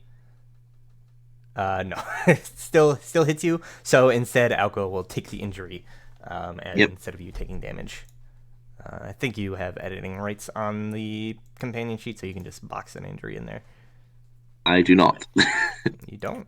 Weird. I thought I went through and gave everybody permissions on everything. Oh well. That's the orcs. Well, there's the other ones back here. 1 second. They emerge a little bit confused. Do something, Lucas. Begin moving towards. My turn. They can actually dash, and then actually they can. This one can get all the way up to you with its dash and bonus action and everything. 60. Beady boy. And this one as well. Alright, my turn? Then it is your turn, yes. Alright, I'm gonna let loose the Dragon's Fang. I'm gonna attack the one that attacked Alexei with the packed sword. Alright, that would be the one to your But left. first, I'm going to bonus action to hex it. Okay. Go for it. And that would be 14 damage on it. Alright. Give it a moment here. Alright, cool. 14, you said? Yep. Alright, that is a hit. Not quite enough to knock it down, however. It is still And standing. again for another 14. No, actually 15 damage. Alright, with the second swing, you cut past the orc's defenses, sort of like cutting through the haft of its great axe and across its chest, and then it falls to the ground. And then my turn is done. Alright, then we have Alexei. There's still an orc in your face that had just come running up, screaming like a battle cry. Alright, you hit it, deal 5 points of lightning damage, and it cannot take reactions. It's still up, so I will move a little bit once. Come on!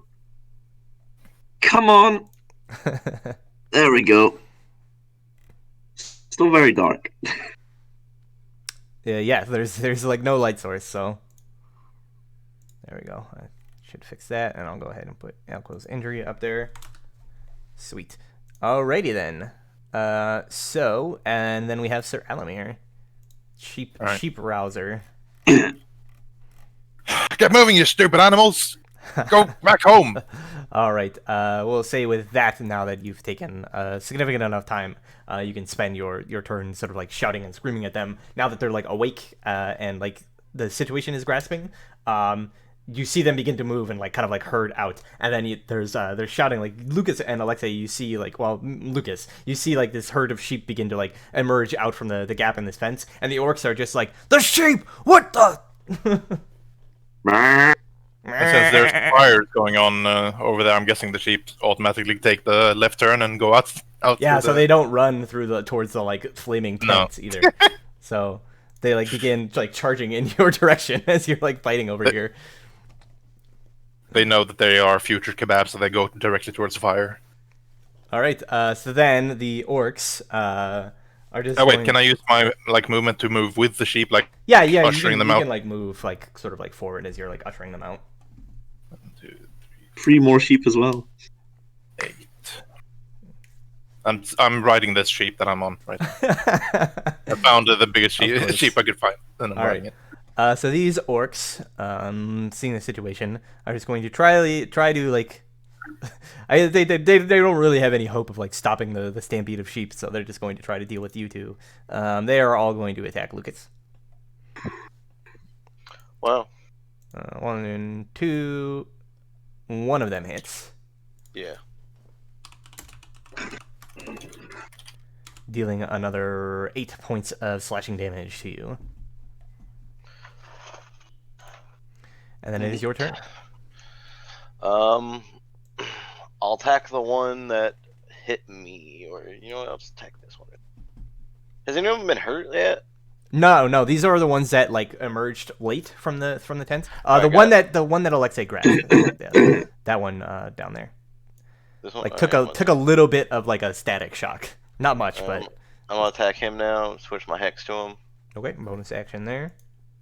12, 17 damage, All right, that will finish that one off. and then I'm gonna go attack this top one here. 13. 13. It doesn't have the hex. Yep. Unfortunately, that is not quite enough to down that one. That weakens it. Yep. That's All right. my turn. Alexei, you can kind of like see the silhouettes of like fighting in front of you. So basically, like if you're firing a ranged attack, it'll be a disadvantage to hit because you can't really like see what's going on. Do I want to cast light?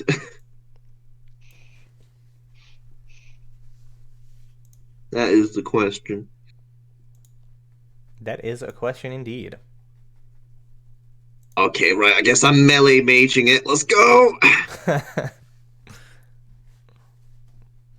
Yeah, for what it's worth, the one that Lucas just hits looking pretty. 5. Come on. 10, 15, 14. 5, 10, 15, 20 feet up to here. They ran into both of their ranges, huh? Hiya. All right, which the one that Lucas has already weakened? Yep. All right, that will hit and finish that one off.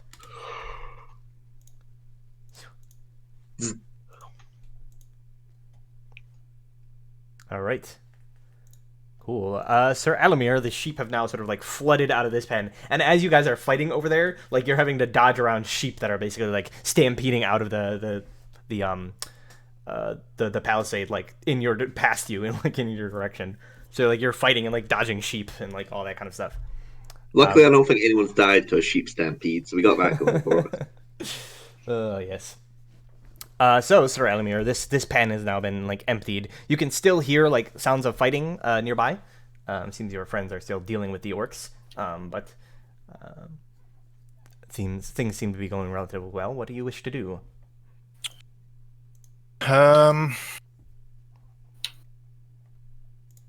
More sheep. Yeah, I was thinking about it. I'll just fly over to this pen then. And try to break this CR wall as well. All right, go for it. Surely the cow rustling Same skills. tactic with the pole arm. Do I get advantage? Yeah, I'll give it. Even though this one hasn't like, there's not as much to get because you hadn't pulled it up already. You can still kind of like leverage a little bit. He's holding his cattle rustling skills. Yeah, he's gonna gain proficiency. Oh, wait, that's not an advantage. Oh, wow.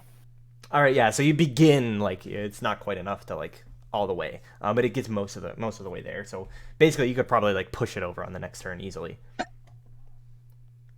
All right. All right, and then the final orc is just gonna swing at Lucas again. Heedless of the danger and what has already happened to his friends. Miss. Misses. And then Lucas kills him. Packed longsword. No. Wow, crit. Nice crit fail. Fumble. And then I do 12 damage. All right, not quite enough there. So Alexei, it's all up to you. It's too much pressure. All right, with that, you finish off this last orc. And they are now deceased. Getting stampeded over by like sheep as you kind of like at this point the first pack has kind of like left out. And it seems as though like you wait like a few moments, and now no longer in initiative or anything. You wait a few moments, and it doesn't seem as though like an alarm has been sounded or you've been like noticed or anything as of yet. Plan's going smoothly. Yay. Let's go. Let out some more. Should we go help Sir Almir let out more sheep? Yes. Fantastic. Let's go. All right. So at this point, you guys can go through and kind of begin the process of freeing all the sheep. It's just going to take like a few minutes, basically, as you're kind of like gathering around, like pulling up the fences and kind of like letting them loose, waking them, getting them to run off. It's a process. Maybe it takes like 5 minutes or so to complete as you're doing so. And eventually the last of the sheep kind of like swarm out. And now I guess all that serves to remain is alerting your companion about the plan, and of course alerting the giants to the fact that their sheep are all now missing somehow. But before we proceed any further, I think that even though it's a little bit early, I think that we shall call it about here, as things are only going to get longer and longer from here. So I think now is a pretty good stopping point before we get any further into the battle that is to come. Agreed.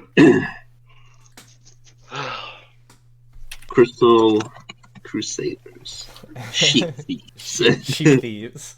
Another addition to the title. Yes, so thank you for showing up today, and hopefully next week we should be playing again. I'm not working next week. I think I am the week after, but next week I should be good, and hopefully we'll have Thor or Morton there as well. We will see.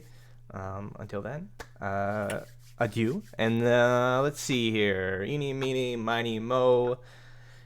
I think that James should do the recap because it'll be easy. Okay. There you go. All right, so we will see you all next week. Thank you for playing.